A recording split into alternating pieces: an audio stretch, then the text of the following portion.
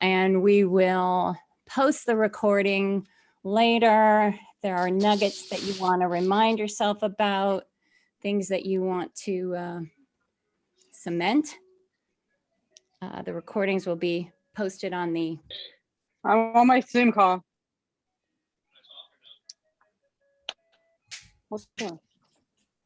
And I will have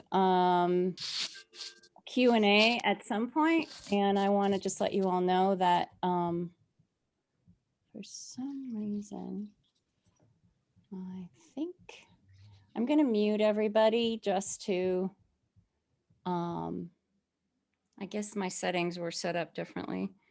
In case you have any questions, just unmute.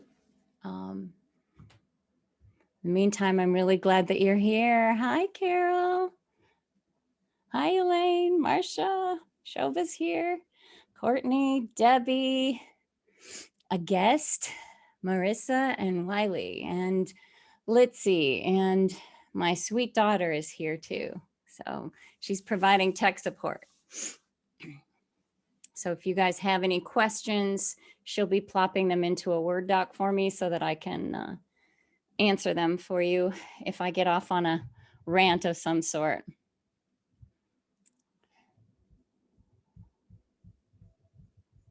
Do you see my question? Did you put in it the Word doc? Oh, no, the Word doc. Let me look. There it is. No, I did not yet. Let me do that.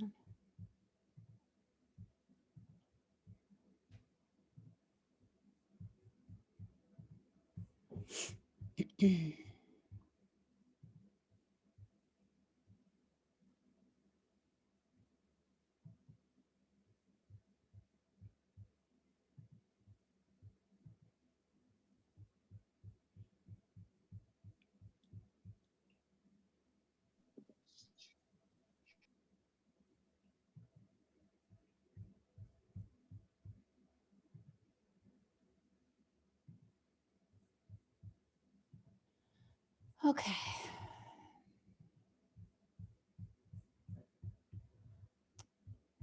All right, it's straight up 11 o'clock. I want to go ahead and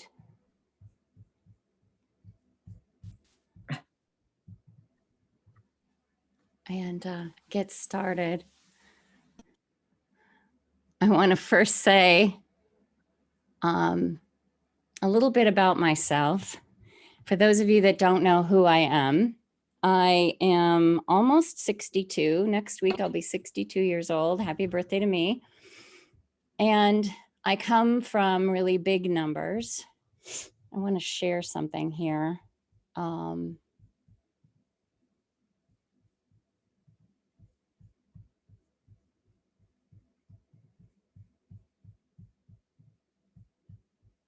This is me.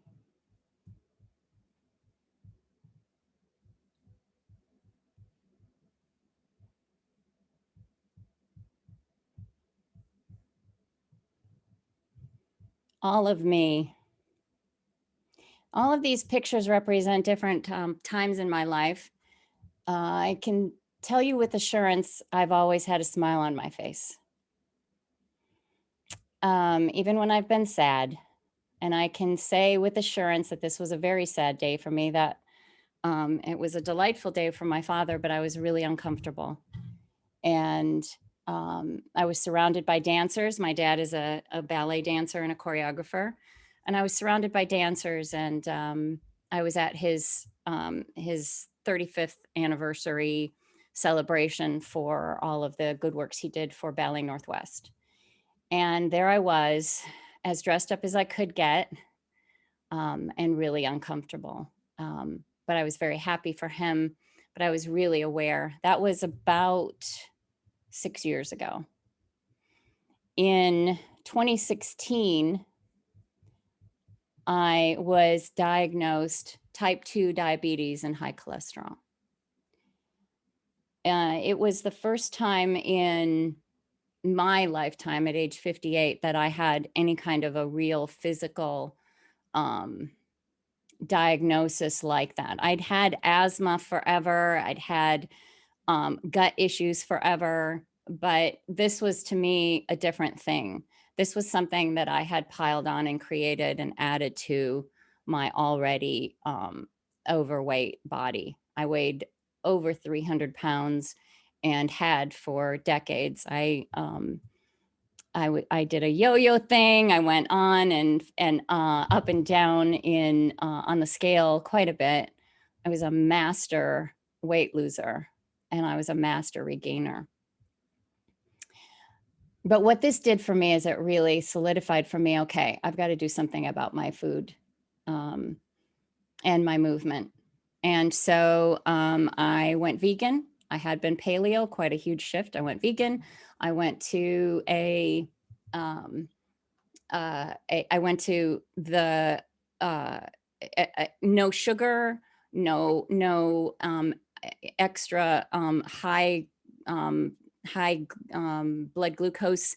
Oh, I can't think of the word right now. I went to that place with my food. No oil because of the cholesterol. I was trying to balance all of these things to lower my cholesterol and remove my type 2 diabetes. I did not think I would ever lose weight.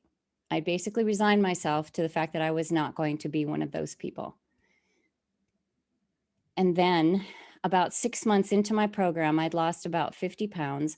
I found another program that really, really helped me focus.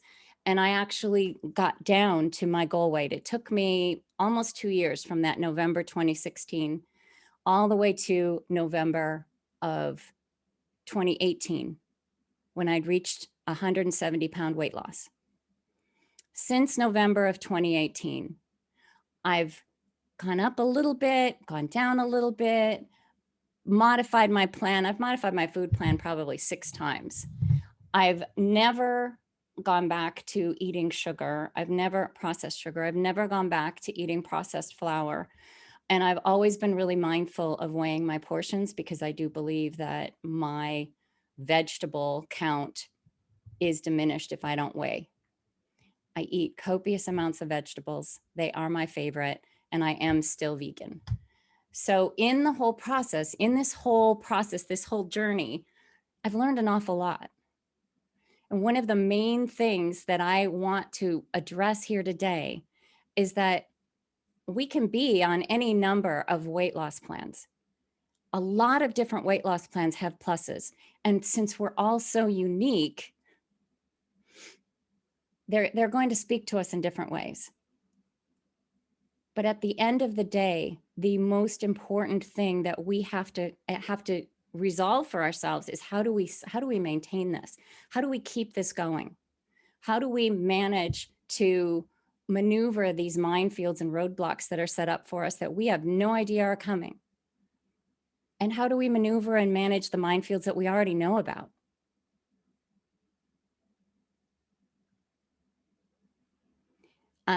I want to say a little bit about me as well. This hat represents for me the joy that I find every year when I go to a camp. I've been for, I want to say 22 years now, maybe 23 years. I've been volunteering at a camp for sexually abused girls. They come to this joyful place and we play for days. I wear silly hats. This one's one of my favorites. It's my mushroom hat in the Pacific Northwest. In the Pacific Northwest, we have these mushrooms, red button mushrooms with white spots on them. I don't think they're edible, but they're really cute. But my point is that I give back in a way that fills my bucket. Yes, it's a beautiful, delightful, fun place, but I've now collected probably 60 or 70 hats that represent the fun. And I swap them out every 2 hours or so because the camp's only 4 days. So everybody gets to see all of the different hats at some point or another. But it's one of my joyful places. It's one of my joys. So that's a little bit about me. I come to this place from a project management, sort of a left-brained Six Sigma crossing all the T's and dotting all the I's kind of job over the last many decades. But I also come from an arts background. My mother is a singer, an opera singer, and my father is a choreographer and a dancer. So I was raised with this really kind of left brain, right brain toss back and forth. And I think that's why, along with the fact that I just love puzzles and detective novels, I think that's why I've gotten really good at noticing things and picking out the little things that might be tripping us up. How many of us have tripped over a sidewalk? Just a regular little, our foot just happens to grab and hold. And do we face plant? Sometimes. Sometimes we catch ourselves, but we do face plant occasionally. And those are the kinds of things that we can't address ahead of time, but they happen. And so how do we address that? Or how do we plant the seeds to help us land softly? These are the kinds of things that I hope to cover in the next 4 days. I'm really clear that there's a magical component to my life. And a piece of it comes from very young. I know I talk about being relatively healthy until age 58. I actually wasn't. I had really bad asthma for probably 20 years. I was on 3 different inhalers during the day, Spiriva, Advair, several different medications. I forget even what they're called now because it's been 7 years. I made a shift in my food, a major shift in my food, and I spent a year working on it, and I healed my gut lining sufficiently to stop the histamine reactions that were happening that were causing my asthma to overreact. I spent a couple of decades going in and out of prednisone and antibiotics and steroids and hospitals because of my bronchitis and my pneumonia.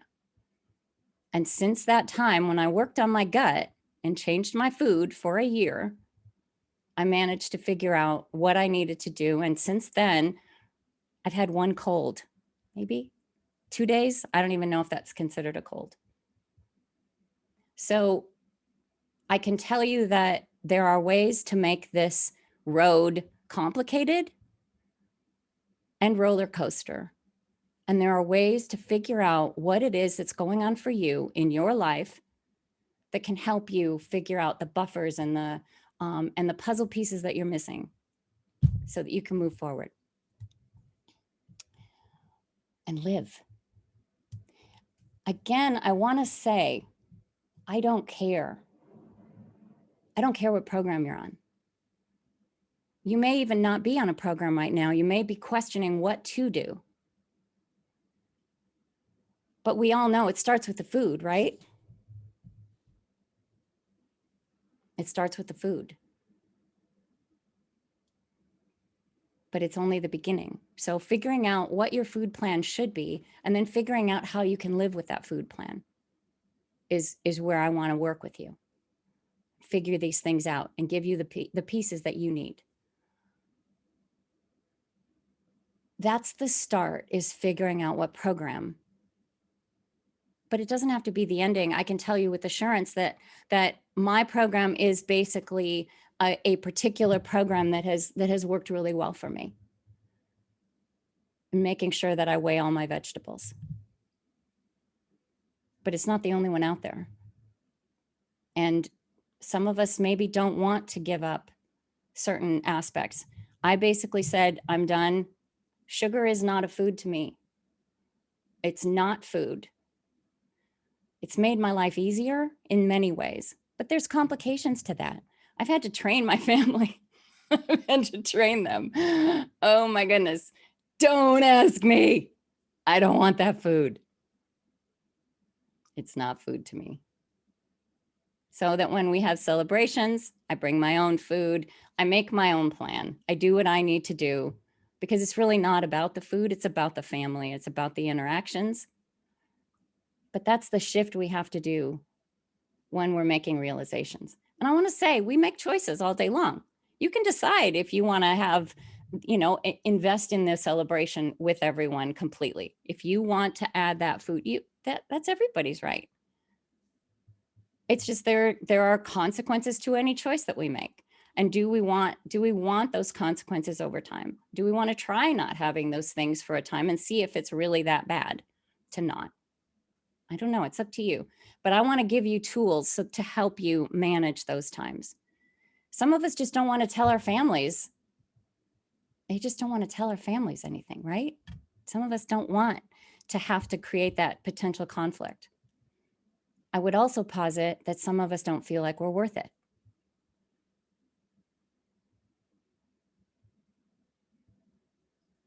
We are worth it. But after decades of shame and guilt around eating a certain way or behaving a certain way or doing certain things, I talked last night on the Facebook Live about the grocery store. When I was morbidly obese, I call myself uber fluffy, by the way. When I was uber fluffy, people didn't look at me in the eye. They looked at my grocery cart. They wanted to see what this uber fluffy woman was buying, but they didn't look at me in the eye. And that was a little bit safer, in essence, honestly. So making decisions every day and making choices every day. We decide if this is going to be the easier path or if this is going to be the easier path. Maybe it's going to be easier for your family, but maybe it won't be easier for you. So making the decision about where we sit in the priority circle is another aspect of this puzzle. I'm looking at my PowerPoint for notes, so I apologize if I don't look like I'm looking at the screen right now, but there are just so many other components to the literal physical benefits or negatives to what we put in our bodies. There's the emotional components. The emotional baggage that we bring, the fact that our guts are producing or not producing serotonin. 80% of our serotonin is pulled out of our gut. It's created by our gut. And if our gut isn't getting the right nutrition, do you think it's producing the right amounts of serotonin? Serotonin is a happy hormone. This is the kind of thing that I want to give to you, gifts to you, because once we have this information, it makes our choices a little bit more interesting. There's the physical components. I have a supreme issue with gluten. I'm clear about that. It makes my joints ache. When I took a trip to Europe, and I had Italy actually, and I had been gluten-free for 6 months. I felt fabulous. I'd lost 50 pounds. I was able to climb my stairs again without pain. I was able to sleep without pain. My joints no longer ached. That was the manifestation of gluten. And I got on the plane and I thought, I don't speak Italian. It's Italy, the home of pasta. How am I going to not be sugar and flour? How can I not have gluten here? How can I not have gluten? This was like, 10 years ago. How could I not have gluten? So I had gluten. After the first meal, I felt like I'd been hit by a truck. That's a physical manifestation of the food I ingested. I was really clear. There was a direct link. And that manifestation has stayed with me. You can't pay me money to eat gluten. You can't pay me enough money to feel like I got hit by a truck again. If you can connect those dots, and I'll talk about this some more tomorrow, but if you can connect those dots between how you feel after a binge, or how you feel after Thanksgiving dinner, or how you feel after Halloween night, if you can connect those dots, it makes life a whole lot easier. It cements in your brain something that it's a tude, it's an attitude. So the physical component is another piece. Some of us have physical autoimmune issues. Some of us have gut digestion issues. Some of us have other types of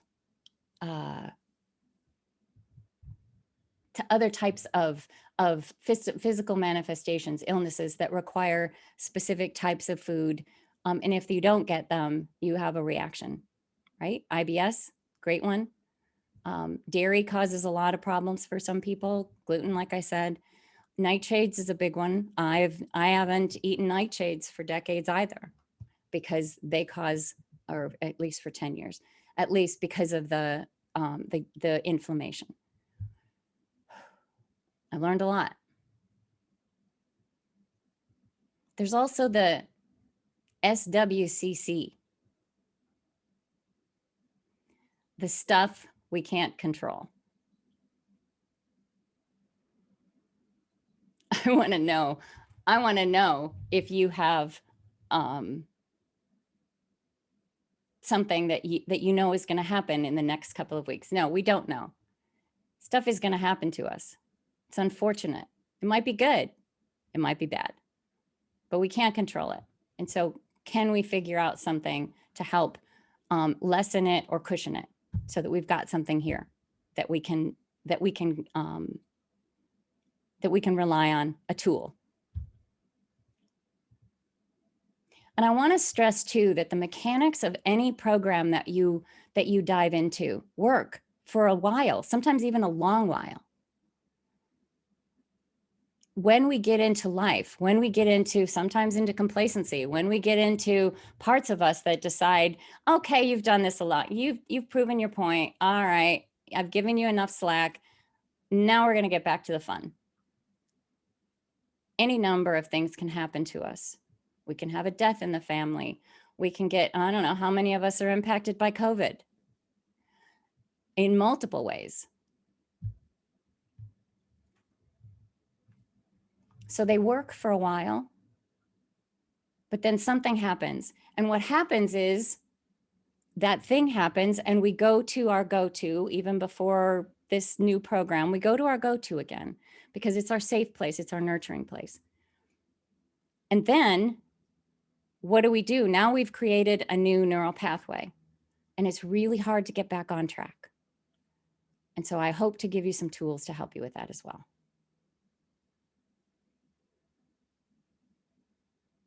So to be clear, I want to go over the puzzle pieces and give you some ideas to help you get through that. All right, let me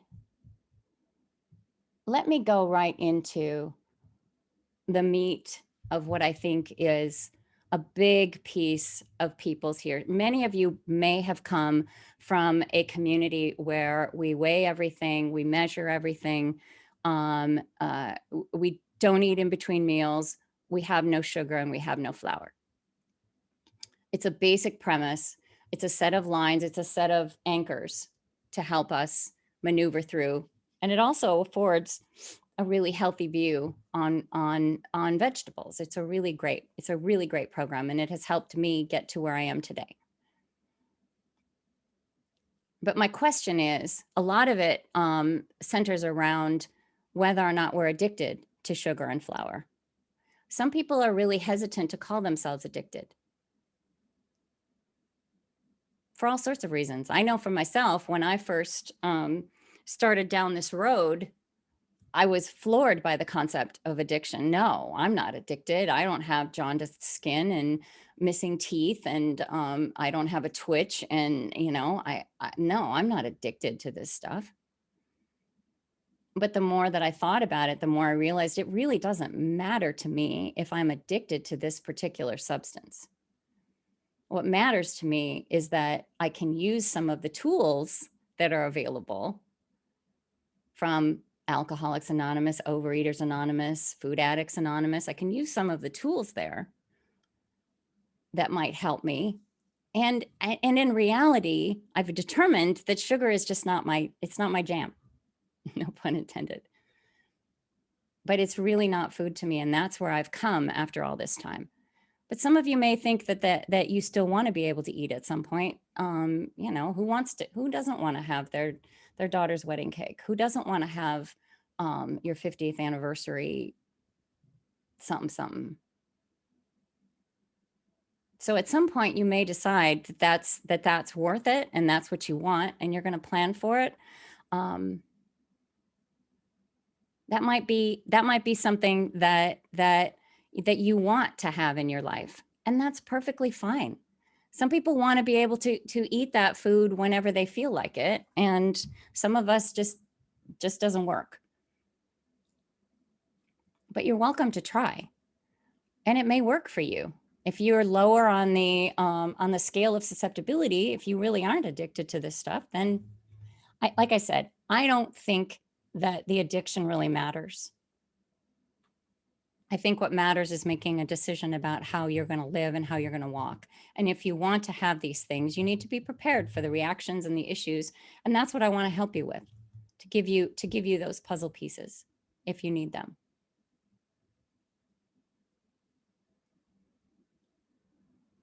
There's a complication about food that we don't find in drugs or alcohol in general. I mean, there is definitely a social aspect to drugs and alcohol. But generally, we can pull ourselves out of it if we don't want to do those two things anymore. It's really impossible to pull ourselves out of the food addiction. And so what I'd like to pull us out of the food, right? It's really impossible. I mean, even if I choose to eat outside of the time of the gathering, I'm still in it. I'm still around it. I'm still smelling it. And it's near me. So I can't pull myself out. So food to me is the most complicated subject around addiction. And it is really complicated. And I think that's why, what is it? Less than 1% of 1% people manage to do what I'm doing, is to stay in a right-sized body. And it's because it is so complicated. And it's an emotional and crazy ride. Some of you have, like I said, complications around what types of food you want to eat or a program. I want to focus on the tools that can help you get to a place that that allows you to focus on the people and focus on the joy and focus on the life that is around you, because we're all making choices. So in the emotional piece, there is some really, really, really amazing research out there. How many of you, and if you can come on camera for a minute, I'm just curious, how many of you have issues with an inner critic? A voice that is always telling you, I'm doing this wrong, or I'm bad, or I have a problem with I'm never going to get this right. Our inner critic can be savage. And there's actual physical research around where this comes from, that our brains are formed of young. Sarah Payton, your resonant self, talks about this in relation to the lizard brain, trauma. All of the things that happen to us when we're very young can be big trauma or little trauma, right? Can be.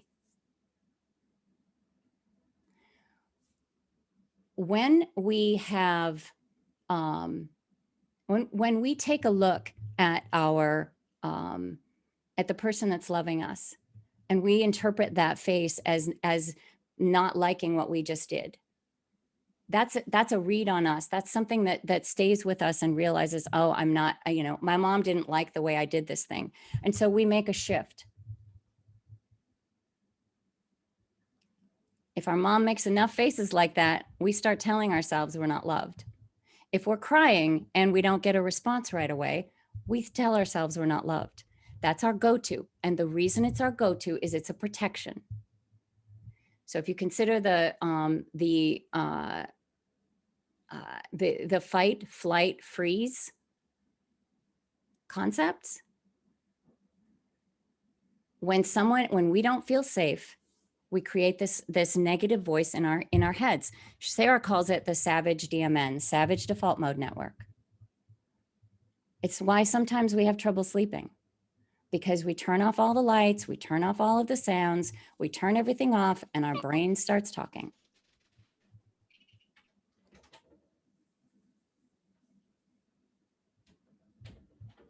I'm going to go into more of that, more detail on Sarah Payton. And I recommend reading the book, Your Resonant Self, and doing the meditations that she posts. They're fabulous, amazing. And she walks you through. She starts with just loving a single cell. The thing that I found so transfixing about Sarah's work is that I always thought that the stuff that we learned by the age of 5 was cement. It was molded in, it was done. That was it. Whatever we had, whatever happened to us, whatever was there was done. That was it. That was all that we learned. And we can't change that. Well, Sarah has actually proven that we can warm that voice through a resonant self-witness. You can be your resonant self. You can create the warmth that you didn't have. It's not because your parents didn't love you necessarily. You could have had some horrible traumas in your life. That could be a big justification for why you have a savage DMN. But you could also have just not gotten what you needed. And now, as an adult, you can figure out what you need. And that's what the savage DMN, that's what the resonant self-witness can do for you. It can give you the warmth that you need. That's why connection can be vital. That's why we feel so good when we gather in a mastermind group on a weekly basis. That's why we feel so good when we're seeing other people's faces. Even as an introvert, having a one-on-one connection even makes a huge difference in how we feel. And that is warming our savage DMN. So creating that connection and having it in and being vulnerable in it, that's the piece that's vital. Being vulnerable. How many of us are afraid to tell people our deepest, darkest secrets? How many of us are afraid to tell people when we've binged the night before? How many of us are afraid to talk about the face planning we did?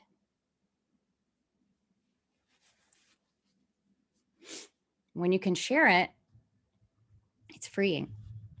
And it also helps to have someone else understand and empathize with you and give you the support. It's literally the voice of your resonant self-witness.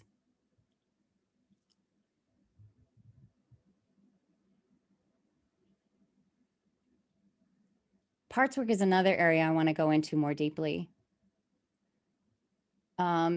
The internal family systems is a model that was started by Richard Schwartz and has been amplified by many, many, many people.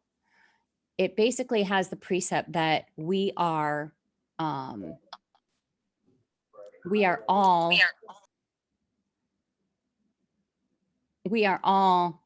thanks, Litzy. It basically has the precept that we are all have battles within us, internal battles, etc., that are causing us to possibly faceplant. We have parts that help us manage. We have parts that help us make sure that we get all of our lists done during the day. We have parts that make sure that we get into work and do a good job at work and make sure that we have a good showing. We have parts that are constantly trying to impress mom. We have parts that are saying, oh my God, why can't you look cuter today? Parts that are constantly pushing us to take the time to do our makeup, and parts that are upset with us because we have these lovely things coming out. We have parts that are trying to soothe us. We have parts that help us procrastinate. We have parts that help us do Netflix and binge. We have parts that want to soothe us. So these managers and firefighters are battling often. And it's an explanation for sometimes why we just cannot get off the couch. I don't care what you tell me. I am not going to do that thing that I have been thinking about for days. I'm not doing it.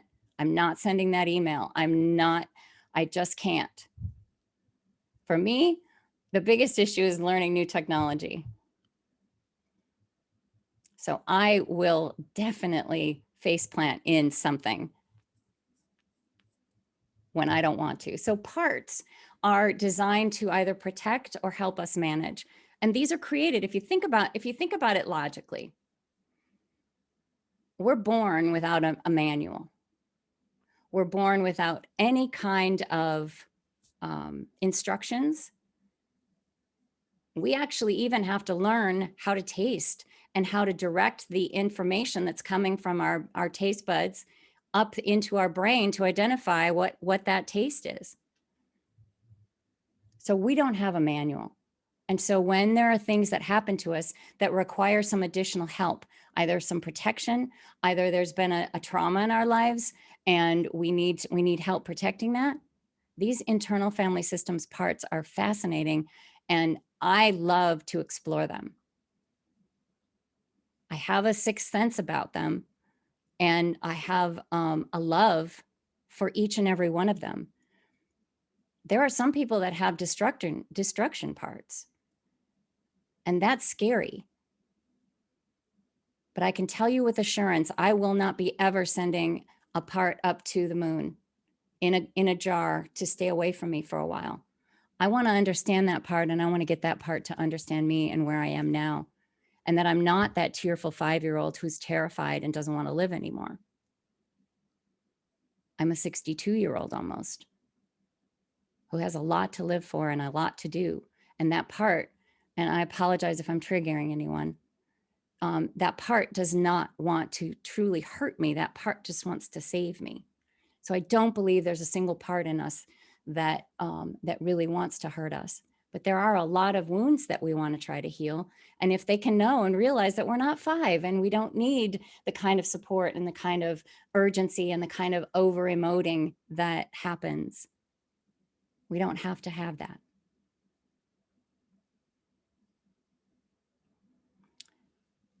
I want my parts to be mentors, advocates, and spunky kids. And that's what I work toward. So a lot of you maybe not have heard of that. It was a book that was written, and I'll post the information later. It was a book that I just recently picked up. Thank you, Litzy, about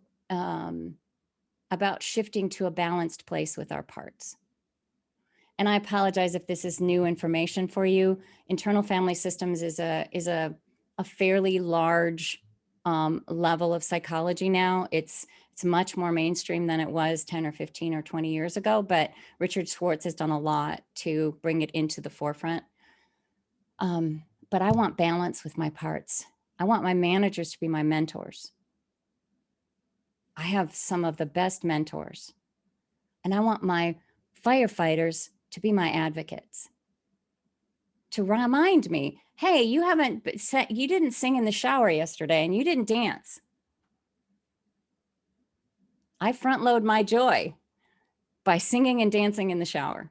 I activate my vagus nerve and I create all sorts of serotonin and I have a beautiful, joyful morning. And I do that to help with resistance. How many of us get resistance? That's what I'm talking about when I say the procrastinator part. All of these things don't literally have a thing to do with food, but they have everything to do with food. Because if we can't balance all of these different pieces around our worlds, we're going to be struggling. We're going to be white knuckling. We're going to be face planting in the ditch. It's an easier path if you can figure out these pieces for you.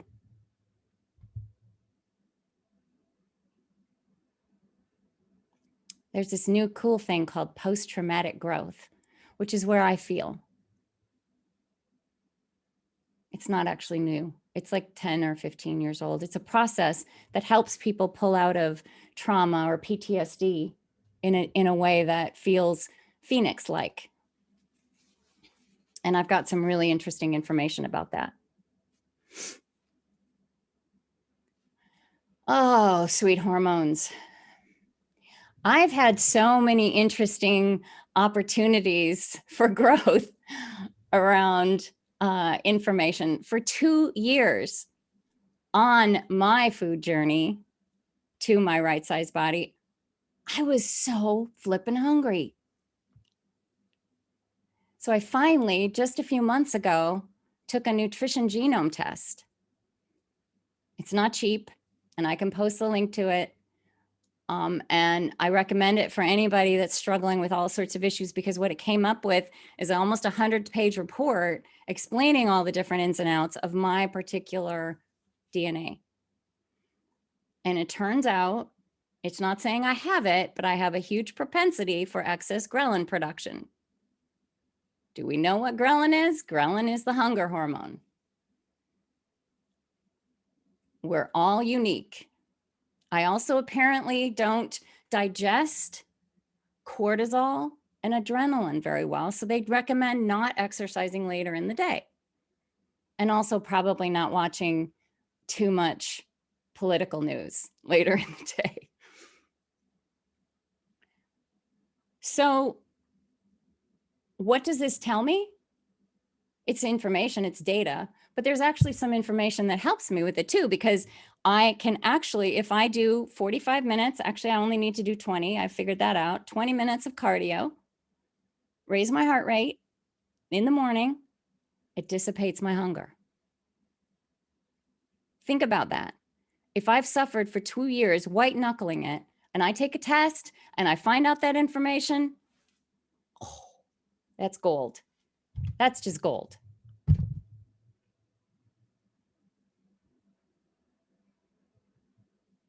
I also don't think anybody that has been yo-yoing on any particular plan should go back to the weight loss plan. I need to say that out loud, and I'll say it a few more times in these next 4 days. The weight loss plan is great for the start, but there's so much research out there. Insulin resistance, metabolic slowdown, the biggest loser effect. There's so much information. I did not stay on the weight loss plan. I started adding food really probably 6 months into my weight loss plan. It requires a little bit of nuance. And I also want to say I'm 5'3". If you're 5'10", come on, we shouldn't be eating the same thing. So be mindful of that. And I would say trust the logic of that. Even though we're told not to trust our crazy brain, I would trust some of that logic. If you're constantly falling off, if you're constantly derailing, let's solve one problem at a time. Let's not focus on the weight loss. Let's focus on getting you to a place where you don't fall off plan. Let's focus on a place where you can be balanced and not crazy and not white knuckling it. Let's focus on that. And that means more food. And then, of course, there might be parts that go, wait a minute, I need to lose weight. I need to lose weight. Well, what if you need to get balanced in your food first? Let's solve one problem at a time.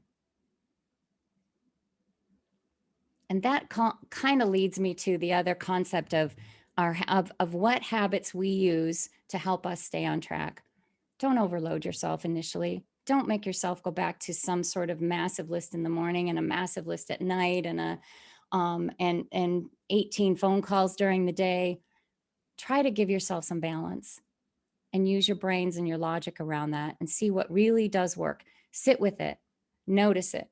That's a Sarah trick.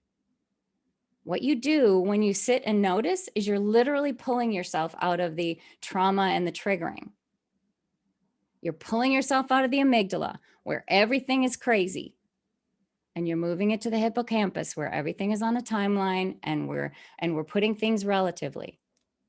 So sit with it and notice it. What is really working for me right now? What is the minimum that I can do to get back on track? I come from really big numbers and I come from yo-yoing. I understand it. I just happen to have figured out something early on that worked for me. And I'm so grateful. But I'm able to pull all these different puzzle pieces together. and help you. So ask me questions. I think most of you, if not all of you, are in the group Magic Beyond the Weight Loss Roller Coaster. That's a place where you can actually ask basic, simple questions, where you can post about a circumstance. As I said, what did I call it? It's a new little thing I just invented, SWCC, stuff we can't control. If you can recognize it and kind of laugh about it, wow, I didn't expect this. You can post about it too and share, because that's where you can find people that are going to resonate with what you just did or what you just went through. All right. Tomorrow, I want to start with a vibrational energy raiser that is off the charts fun. You can do it in 7 minutes or less. You can even do it in 2 minutes. You can do just part of it. And what it is all about the Chinese meridians and the left and right hemisphere and our lymphatic system. And it's kind of weird and kind of woo-woo, but it meshes with the East and West philosophies that I love to look through. So we're going to start with that tomorrow. So if you can make it on time or experience it later, it's super fun. So we're going to start with that tomorrow morning. And then I'm going to go into a little bit more about our sophisticated system and the brain and gut connection. Our gut, by the way, is also a brain. There's actual work that's being done that sends signals. Many, many more signals go from our gut to our brain than vice versa. So I want you to remember how important nutrition is for your gut. And we all know this. And I don't want you to feel like, oh my God, I've got to be perfect, Princess Pollyanna.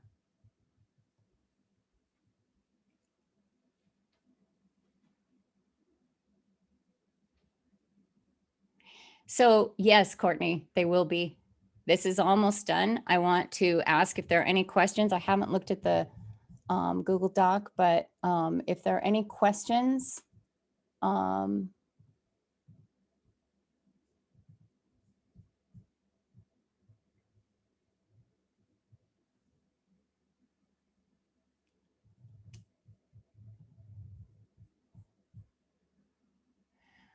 so one of the questions was on some of the, sometimes you wish you had more physical manifestations so you would remember. So I think you're talking about the physical reaction I had to gluten.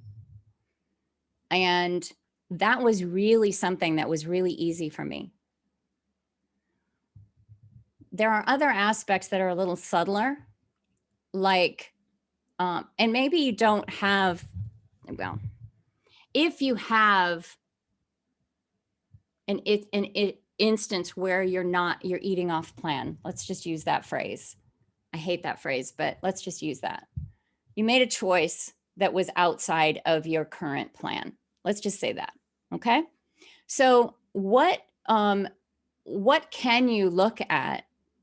You can sit and analyze it. How did you feel the next morning? Was your shame part really active? Do you need to have a conversation with that shame part? What was the reason that you went to the food in the first place? Did you feel pressure from your family? Did you feel pressure from your grandbabies? Did you feel pressure from the circumstances of the situation? Was it a religious thing? Was it a holiday celebration? Was it were you feeling the pain of a loss? That's where you want to go. If you don't have a physical, like I said, I had no trouble ever eating. I will never, you can't pay me enough to eat gluten again. But that was a really beautiful gift that I was given, that my body actually just can't tolerate that. But if there's, looking into the reason is exactly what I'm talking about here. Figuring out the underlying cause, because food is not the cause. yes, there are some addictive qualities, and our food industry, my God, the new books out, Sugar, Flour, Salt, and there was another, Hooked. There are two new books out about the well, same author, new book is Hooked, about the food industry and how we're told that they're working on the bliss point. Think about that. They're constantly modifying the bliss point. They balance sugar, flour, fat to create the most enticing food possible. And I can tell you, sugar, flour, fat enticement equals unhealth. So they're working super hard to get us to eat this stuff. So give yourself a break, because you've got a huge billion-dollar industry pushing you forward into face planting in that food. But what is the reason that you went to that food? That's my question. If we can sit with that, and regret is the last thing on my plate. I'm sorry, but I can't deal with regret because it's already done. But I can certainly go back and look at it. I can go back and check it. I can go back and see, is this what I really wanted to do? Am I happy with my decision here? Did I go there because of pressures, outside pressures? How many of us are mothers, caregivers, nurturers? I think it's Anne Lamott that says nurturing and caregiving is the biggest form of control.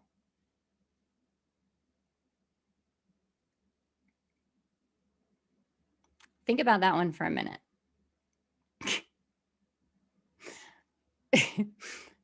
I mean, right? If you're taking care of someone, you're bringing them their food, you're bringing them their toiletries, you're bringing them their water. You are in control. And sometimes, especially women, and I don't want to go on to the patriarchal cycle, but women are definitely in a place of servitude often. I was the oldest in my family, 4 kids in 5 years. I was the only girl, oldest and only girl, and a Six Sigma brain. I was constantly in charge, constantly running, constantly making sure that things were running like clockwork, because that's something I could control. So figure out the reason why, and that might help solve it. You might not be able to have a trigger to stop it the next time, as far as a physical trigger like I have. But if you can figure out the root cause of why you went to the food, that's the beautiful part. That's the gift.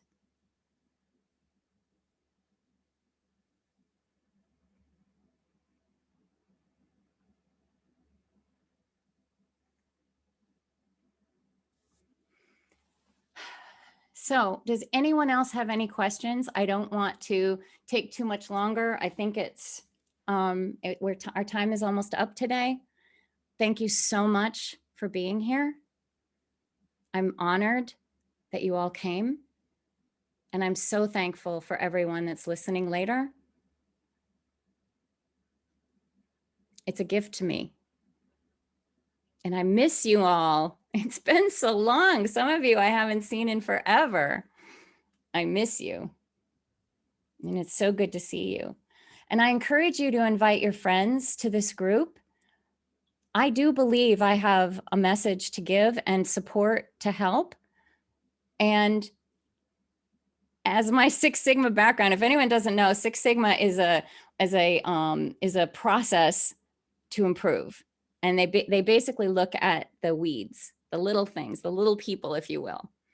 So if there's a way to improve by minimizing steps, minimizing process, minimizing the time it takes or the energy it takes to move from one thing to another, that's what Six Sigma is all about, improving those things. I'm all about figuring out a way to make your life easier, to make your your journey easier so that you can go out there and look at this beautiful, it's gorgeous today.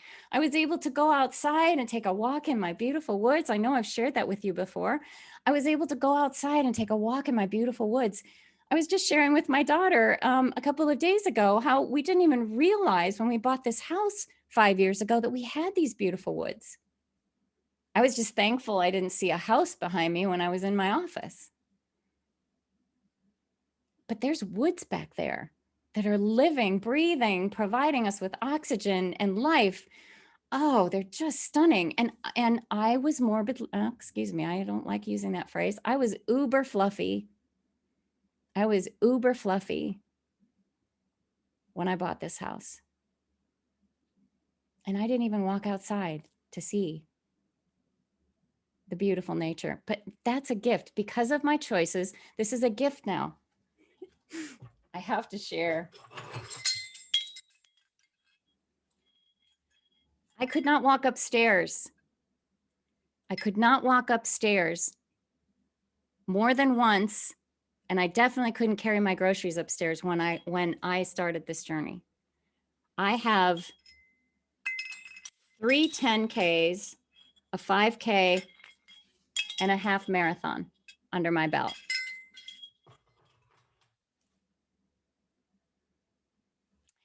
I want to give you guys one little gift to leave. I'd like for you to post in the Facebook page, Magic Beyond the Weight Loss Roller Coaster. I'd love for you to post one of your biggest takeaways from today. Something that is your aha moment. Something for you to celebrate. Because once we learn something, we live something. So this is my favorite thing to do. I want you can turn your camera on or not, but I want you to raise your arms high up in the air, unless you're Kathy. I don't know if Kathy's on the phone. She just had shoulder surgery. I want you to raise your hands up high in the air. Can you feel the energy? Can you feel the improvement? I mean, there's some physical stuff around this that's happening for you. You're opening up your rib cage. I just get goosebumps when I see everybody doing this. You can do this all day long at any point in the day, and it raises your vibrational energy. It's that simple. Have a wonderful day today. Thank you so much. Thank you, Litzy. Thank you, Jackie. I'm really excited for these next 3 days. And I hope to share some slides with you, give you some more physical stuff to learn, increase your vibrational energy, learn more science and brain science, and find your joy. My notes. All deserve it. Yeah, please unmute yourself and say goodbye. I love you all. Thank you so much. Bye. Thank you. Thanks, Sonia. Thank you, Yay. Sonia. Thanks, Thank Lindsay. you. Hi, Cheryl. Appreciate you all. I'm so glad you're here. Thank you so much. Have a wonderful day. You too. It's great to see you all. I'm so excited.